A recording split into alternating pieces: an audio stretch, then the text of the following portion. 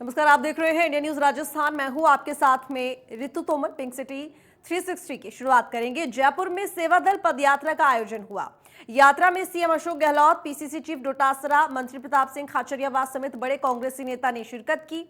पदयात्रा Gandhi circle से होकर नेहरू मूर्ति पर खत्म हुई। इस दौरान सीएम गहलोत ने कार्यक्रम को संबोधित किया और बीजेपी पर जमकर निशाना साधा और कहा कि बीजेपी सिर्फ धर्म और बुलडोजर के नाम पर राजनीति कर रही है। वहीं उन्होंने और क्या कुछ कहा, सुनिए। में जो आउटकम हुआ वो हम देखा किस प्रकार से सोनिया जी ने, राहुल जी ने पूरे देशवासियों को संबोधित किया और कांग्रेस जनों का आह्वान किया। हमें भी उस रूप में आगे बढ़ना है और एक नई शुरुआत करनी है। जो फैसले हुए उनको मैं रिपीट नहीं करना चाहूँगा, ऐतिहासिक फैसले। अब तो सवाल ये है कि वो तमाम फैसले इम्प्लीमेंट होगा तो कार्यकर्ताओं में वापस क्या कर सकते हैं। इसमें बुलडोजर की राजनीति शुरू हो गई है। बुलडोजर, गरीबों पे बुलडोजर, दिल्ली में भी तो चल रहे बुलडोजर। ये स्थिति हो रही है। इसके घर उजाड़ना किसी का, आपका हमारा कोई आगे बुलडोजर चला रहे घर पे, एक कोने ही तोड़ दे तो क्या स्थिति बनती बताओ।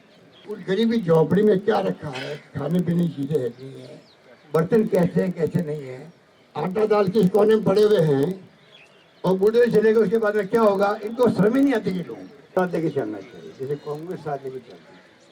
साथ लेने का मतलब विपक्षी भावनाओं का आदर करती थी, विपक्षी मांगों पर फैसले करती थी। सेवादल पदयात्रा में पीसीसी चीफ गोविंद सिंह डोटासरा ने शिरकत की। उन्होंने यात्रा को संबोधित करते हुए सेवादल पदयात्रा की जानकारी दी और साथ ही बीजेपी पर निशाना साधा। उन्होंने कहा कि सेवादल यात्रा को लेकर कार्यकर्ताओं में भारी जोश है। वहीं बीजेपी को लेकर कहा कि बीजेपी ने देश का माहौल बिगाड़ रखा है। साबरमती से राजघाट तक ये तकरीबन 1200 किलोमीटर की गौरव यात्रा होगी, जो सेवा दल के हमारे राष्ट्रीय अध्यक्ष लालजी भाई देसाई शुरू से लेकर के आखिरी तक, और गुजरात बॉर्डर से मुख्यमंत्री जी और मैंने स्वयं ने, हम सब लोगों ने वहाँ से इसकी शुरुआत की थी। और हम लोग बलिदान दिवस है 21 तारीख को, उस दिन हम बॉर्डर के ऊपर जाकर के एक बड़ी मीटिंग करके हम इनको आगे हरियाणा वालों को इसको सौंपेंगे। और लालजी भाई देसाई साबरमती से लेकर के राजघाट तक। तो जयपुर में सेवादल पदयात्रा का आयोजन हुआ। पदयात्रा में मंत्री प्रताप सिंह खाचरियावास शामिल हुए। उन्होंने पदयात्रा कार्यक्रम को संबोधित किया। इस दौरान उन्होंने कहा कि कांग्रेस के दीवाने लड़ मर सकते हैं। इसके साथ ही उन्होंने बीजेपी पर जमकर निशाना साधा। क्या कुछ कहा, सुनिए। कांग्रेस के दीवाने लड़ नहीं सकते, मर नहीं सकते, मैं तो आवई माने लड़नो और मरनो है यार।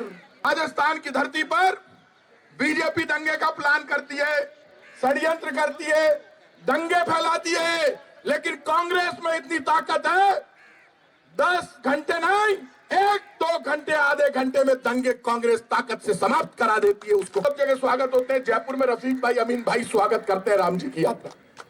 एक भी जगह लालजी भाई दंगा नहीं होता राजस्थान में रामनवमी पर।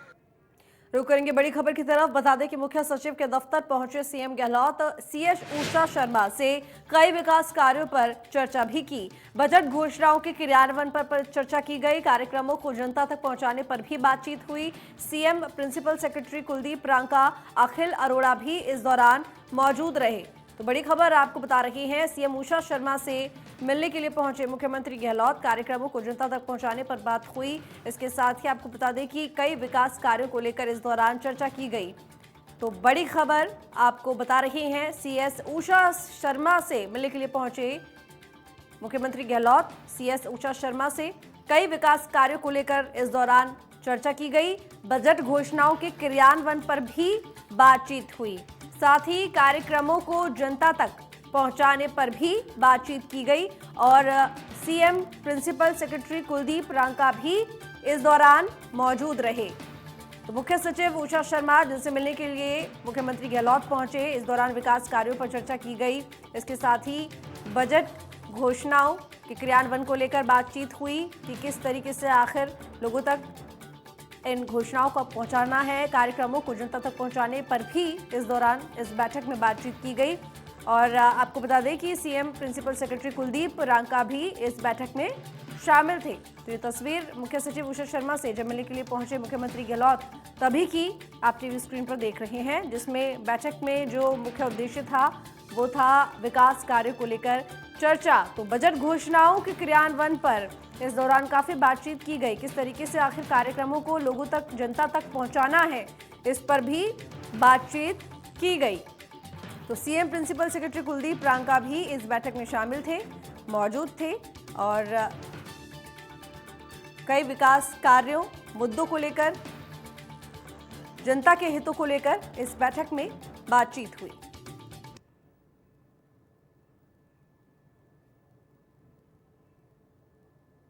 तो मुख्य सचिव उषा शर्मा जिनसे मिलने के लिए मुख्यमंत्री गहलोत पहुंचे और आपको बता दें कि ये मुलाकात विकास कार्यों को लेकर चर्चा पर थी और इस दौरान कई विकास कार्यों पर चर्चा हुई। मुख्य सचिव के दफ्तर में पहुंचे मुख्यमंत्री गहलोत।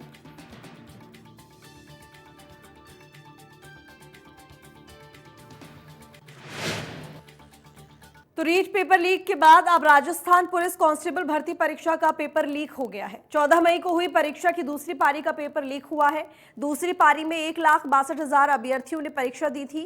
पेपर लीक की पूरी साजिश जयपुर के झोटवाड़ा के दिवाकर पब्लिक स्कूल में रची गई थी। पेपर रखने वाले स्ट्रांग रूम में एसओजी की टीम को कई गड़बड़ियां मिली, जिसके बाद एसओजी ने 8 आरोपियों को गिरफ्तार किया। एसओजी की टीम ने केंद्रीय अधीक्षक शालू शर्मा, उसके पति सहायक अधीक्षक मुकेश शर्मा, स्ट्रांग रूम प्रभारी एएसआई रतन लाल, परीक्षा प्रतिनिधि राकेश, कमल शर्मा, नारायण कुमावत, रोशन कुमावत, विक्रम सिंह को गिरफ्तार किया है। एसओजी मुख्यालय पर सभी आरोपियों से एसओजी की टीम पूछताछ कर रही है। तो एसओजी ने 8 आरोपियों को गिरफ्तार किया है। ये वो 8 चेहरे हैं जिनसे पूछताछ की जा रही है। सभी आरोपियों से पूछताछ की जा रही है। ये 8 आरोपी जिनको बेनकाब किया गया और साथ ही आपको बता दें कि एसओजी मुख्यालय पर इनसे पूछताछ की जा रही है पेपर लीक मामले को लेकर। तो दिवाकर पब्लिक स्कूल जहां पर ये पूरा खेल रचा गया, पूरी साजिश रची गई और 8 आरोपियों का नाम इस पूरे मामले में सामने आया है। तो बता दें कि कांस्टेबल भर्ती परीक्षा लीक पेपर ये मामला जिसमें 8 चेहरे, 8 आरोपी सामने आए हैं। तो पुलिस यानी कि एसओजी टीम इन लोगों से पूछताछ कर रही है। तो एसओजी मुख्यालय पर ही इनसे पूछताछ की जा रही है। आपको नाम एक बार फिर से बता देते हैं इन सभी के। अधीक्षक शालू शर्मा, उसके पति सहायक अधीक्षक मुकेश शर्मा, स्ट्रांग रूम प्रभारी एएसआई रतन लाल, परीक्षा प्रतिनिधि राकेश, कमल शर्मा, नारायण कुमावत, रोशन कुमावत, विक्रम सिंह को गिरफ्तार किया गया। ये वो 8 नाम हैं जिनको एसओजी की टीम ने पूछताछ के लिए गिरफ्तार कर लिया है। सभी आरोपियों से पूछताछ की जा रही है। तो बता दें कांस्टेबल भर्ती परीक्षा पेपर लीक के मामले में इन 8 लोगों की गिरफ्तारी हो चुकी है। तो वहीं पेपर लीक के मामले पर राज्यसभा सांसद किरोड़ी लाल मीणा ने कांस्टेबल भर्ती परीक्षा लीक मामले में प्रदेश सरकार पर निशाना साधा है। उन्होंने कहा है कि इनकी सरकार में सभी प्रतियोगी परीक्षाओं के पेपर लीक हुए हैं। रीट पेपर तो इनको निरस्त तक करना पड़ा। आप हर पेपर इस राज्य में लीक हुआ है और समय पे जानकारी दी गई, सरकार को भी मिली, एसओजी में भी प्रकरण दर्ज हुए। रीट तो इनको निरस्त तक करना पड़ा। आरएस जैसा पेपर भी लीक हुआ, इसके सारे प्रमाण क्यों दे दिए, बिल भी ये ले आए, लेकिन उसके बाद भी कांस्टेबल्स का जो है वो स्ट्रांग रूम से पेपर गायब हो गया। और मेरी जानकारी में है, जिसके मैं शीघ्र तथ्य प्रमाण करूंगा मीडिया के सामने, कि प्रिंटिंग वो कंडक्ट कराने वाली, परीक्षा कंडक्ट करने वाली एजेंसी है जिसका नाम पीसीएल है, वो पहले से सीबीआई के रडार पर है, उसको एक काम दे दिया। तो अपराधी किस्म का हैबिचुअल ऑफेंडर को आप काम पकड़ा रहे हो, तो यही होना है।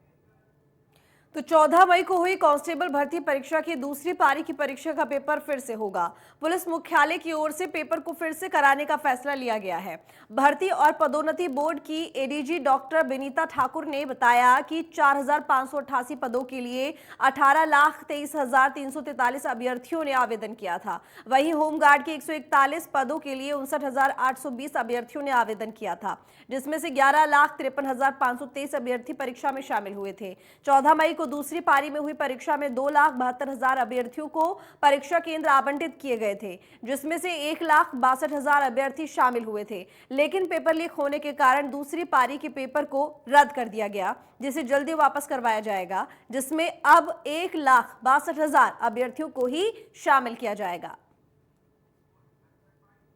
कांस्टेबल के पदों के लिए ये परीक्षा आयोजित की गई थी और इसके साथ ही 141 पद जो हैं वो राजस्थान होमगार्ड के लिए भी एक परीक्षा आयोजित की गई थी। इसके लिए लगभग 19 लाख अभ्यर्थियों के आवेदन आए थे। उन आवेदन को करके हमने 4 दिन के लिए परीक्षा शेड्यूल की थी, 13, 14, 15, 16। 2 शिफ्टों में परीक्षा आयोजित की गई थी, सुबह 9 से 11 और शाम को 3 से 5 बजे 2 शिफ्टों में ये परीक्षा होनी थी। एक परीक्षा को रीशेड्यूल किया जा रहा है क्योंकि वो परीक्षा जो है उसकी इंटीग्रिटी पे हमें डाउट है और हमें ऐसा महसूस होता है कि वो उसको दोबारा कराने से कैंडिडेट्स के लिए भी बेहतर है और हमारी जो परीक्षा उसकी शुचिता भी बनी रहेगी। कांस्टेबल के खबर जयपुर के दुदू से है, जहां पर राजस्व विभाग का 75 सालों से संचालित नरेना पटवार खंडहर और जर्जर होता जा रहा है। खंडहर पटवार घर में ना तो मूलभूत सुविधाएं हैं और ना पीने का पानी है और ना ही इंटरनेट। इन सब के बीच सवाल है कि किसानों के काम कैसे होंगे। स्थानीय लोगों के मुताबिक पटवार घर की छतों और दीवारों पर बड़ी बड़ी दरारें हैं, साथ ही वेब पीपल की पेड़ उग रहे हैं और जिससे कभी भी बारिश के मौसम में बड़ा हादसा हो सकता है। नरेना पटवार भवन में कार्यरत अधिकारी अपनी जान की परवाह किए बगैर काम करते हैं। तो बता दें आपको कि जान जोखिम में डालकर अधिकारी यहां पर काम कर रहे हैं। नरेना पटवार भवन जो कि अब खंडहर बनता जा रहा है, मूलभूत सुविधाओं से ही यहां पर अक्षुता है पटवार भवन। ये तस्वीरें बयां कर रही हैं कि किस तरह की हालात हैं, किस तरह की जर्जरता से ये भवन गुजर रहा है। यहाँ तमाम जो अधिकारी बैठते हैं वो इसी तरह की व्यवस्थाओं में काम करने को, बैठने को मजबूर है। तो जान जोखिम में डालकर यहाँ अधिकारी काम कर रहे हैं। नरेना पटवार भवन जो कि अब खंडहर बनता जा रहा है और कुछ इसी तरह की मूलभूत सुविधाओं से अक्षुत ये भवन और इस भवन में अधिकारी काम करने को मजबूर है।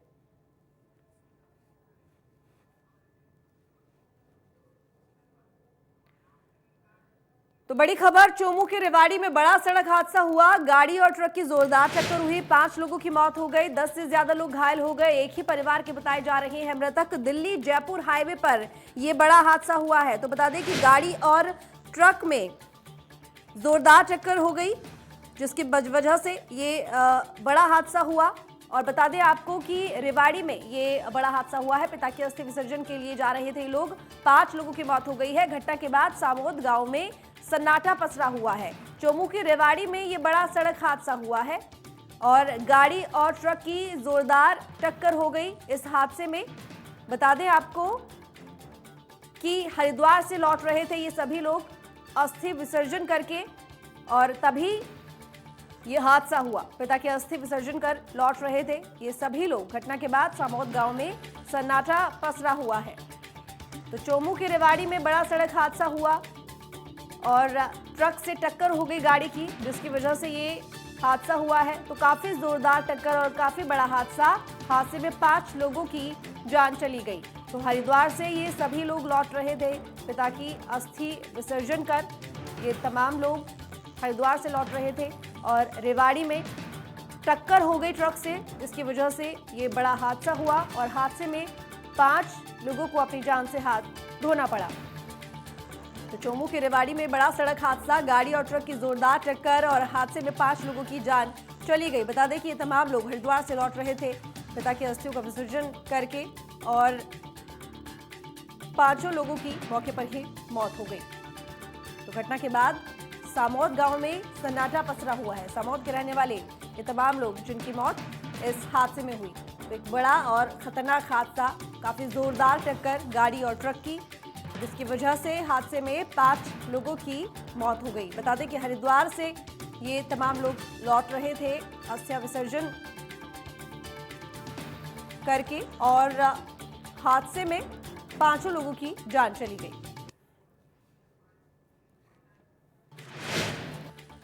तो जयपुर में शिक्षा का अधिकार अधिनियम के तहत निजी विद्यालयों की 25% सीटों पर प्रवेश के लिए शिक्षा स्कूल में सुबह लॉटरी निकाली गई है। इसके बाद लॉटरी में विद्यालयों में प्रवेश क्रम निर्धारित किया गया। शिक्षा मंत्री बीडी कल्ला ने ये लॉटरी निकाली। इस मौके पर शिक्षा विभाग के अधिकारी भी मौजूद रहे। जानकारी के मुताबिक 36,896 निजी विद्यालयों को प्रवेश के लिए अधिकृत किया गया था। इनमें 29,686 स्कूलों में ऑनलाइन आवेदन प्राप्त हुए। लॉटरी के लिए कुल 6,35,731 ऑनलाइन आवेदन भी मिले। बताया जा रहा है कि थर्ड जेंडर ने भी इसके लिए आवेदन दिया। बता दें कि आवेदन करने वाले अभिभावक अपने बच्चों का वरीयता क्रम RTE पोर्टल पर देख सकते हैं।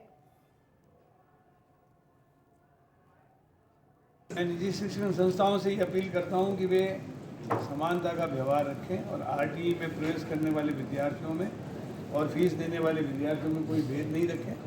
मिलाकर 2,03,348 विद्यार्थियों ने RTE के लिए प्रार्थना पत्र लगाए हैं और उसकी लॉटरी भी निकाल दी है। मैं निजी शिक्षण संस्थाओं से ये अपील करता हूँ। तो जयपुर में आज विश्व हाइपरटेंशन दिवस मनाया जा रहा है। WHO की रिपोर्ट के मुताबिक दुनिया भर में करीब 128 करोड़ लोग हाइपरटेंशन के शिकार हैं। वहीं भारत में हर 4 में से 1 हाइपरटेंशन का मरीज है। जानकारी के मुताबिक बदलती जीवन शैली, कामकाज के बोझ के कारण 30 साल में हाइपरटेंशन के मरीज 2 गुना हो गए हैं। सवाई मानसिंह अस्पताल के मेडिसिन विभाग के डॉक्टर मनोज शर्मा ने बताया कि वर्तमान खान-पान, बदलती जीवन शैली, अत्यधिक नमक का सेवन समेत अन्य कारणों से ये बीमारी होती है।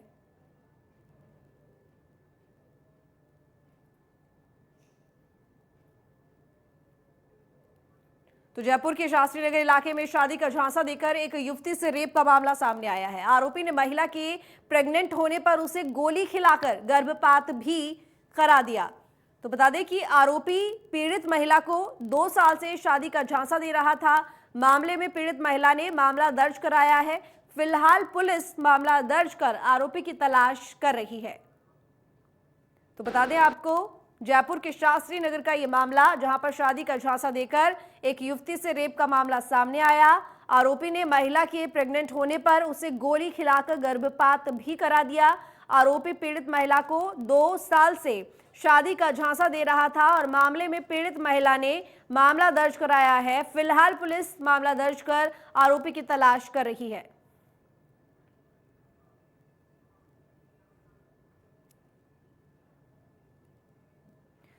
तो जयपुर से खबर, जहां पर शादी का झांसा देकर रेप, गर्भवती होने पर गर्भपात कराया। और बता दें आपको कि 2 साल से शादी का झांसा दे रहा था युवक। मामले में पीड़ित महिला ने मामला दर्ज करा दिया है। फिलहाल पुलिस मामला दर्ज कर आरोपी की तलाश कर रही है। तो इस वक्त बड़ी खबर आपको बता रहे हैं हनुमानगढ़ से है, जहां पर झोपड़ी में आग लगी। बता दें कि बकरियों को बचाने में बाप और बेटा जिंदा जले। तो हनुमानगढ़ से ये बड़ी खबर, जहां पर झोपड़ी में आग लगने से दर्दनाक हादसा हो गया। और बता दें कि बकरियों को बचाने में बाप और बेटा इस हादसे में जिंदा जल गए। लगभग 15 बकरियों के भी जिंदा जलने की सूचना इस हादसे में। तो मौके पर पहुंची पुलिस और विधायक अमित चाचान। नोहर थाना इलाके के खोपड़ा गांव रोही की ये घटना है, जहां पर झोपड़ी में अचानक से आग लग गई और इस आग लगने की घटना में बाप और बेटा जिंदा जल गए। बताया जा रहा है कि बकरियों को बचाने की जुगत में ये बाप और बेटा इस आग में जल गए और वहीं पर लगभग 15 बकरियां जिनके जिंदा जलने की सूचना मिल रही है। मौके पर पहुंची पुलिस मामले की जांच कर रही है। विधायक अमित चाचान भी पहुंचे। नोहर थाना इलाके के खोपड़ा गांव रोही की ये घटना, जहां पर यह हादसा हुआ। झोपड़ी में अचानक से आग लग गई और इस दर्दनाक हादसे में बाप और बेटे की जलकर मौत हो गई। तो बता दें आपको कि बकरियों को बचाने में बाप और बेटे जिंदा जल गए। वहीं लगभग 15 बकरियों के भी जिंदा जलने की सूचना है। तो मौके पर पुलिस जांच पड़ताल के लिए पहुंची। विधायक अमित चाचान भी पहुंचे। और बता दें आपको, नोहर थाना इलाके के खोपड़ा गांव रोही की ये घटना है, जहां पर ये दर्दनाक हादसा हुआ। तो किसी वजह से झोपड़ी में अचानक से आग लग गई और इस दर्दनाक हादसे में बाप और बेटे की जिंदा जलने से मौत हो गई। तो बकरियों को बचाने के लिए बाप और बेटे झोपड़ी में पहुंचे थे, लेकिन इस आग में वो दोनों भी जल गए। साथ में जो 15 बकरियां थीं वो भी जिंदा जल गई। बता दें आपको कि पुलिस मौके पर पहुंची और मामले की जांच और पड़ताल में जुटी हुई है पुलिस। साथ ही विधायक अमित चाचाण भी घटना स्थल पर पहुंचे। तो झोपड़ी में आग लगने से दर्दनाक हादसा हुआ। अभी वजह साफ नहीं है आखिर किस वजह से आग लगी, लेकिन बकरियों को बचाने के चक्कर में बाप और बेटे दोनों जिंदा जल गए और 15 बकरियां भी बताई जा रही हैं जो कि जिंदा इस हादसे में, इस आगजनी की घटना में जल गई हैं। हालांकि मौके पर पुलिस पहुंची और जांच और पड़ताल में जुटी हुई है और विधायक अमित चाचाण भी घटनास्थल पर मौजूद रहे। तो हनुमानगढ़ में यह हादसा हुआ है जहां पर झोपड़ी में आग लगने की वजह से बाप और बेटे जिंदा जल गए। तो बकरियों को बचाने के चक्कर में दोनों ही बाप और बेटे की मौत हो गई।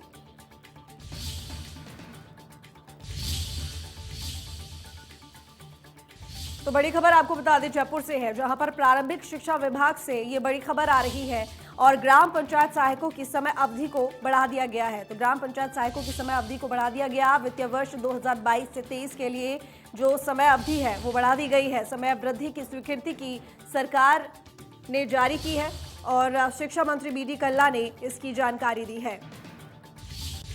तो बता दें आपको समय वृद्धि की स्वीकृति जारी कर दी गई है सरकार द्वारा। प्रारंभिक शिक्षा विभाग से जुड़ी ये बड़ी खबर, बड़ी जानकारी और ग्राम पंचायत सहायकों की समय अवधि को बढ़ा दिया गया है।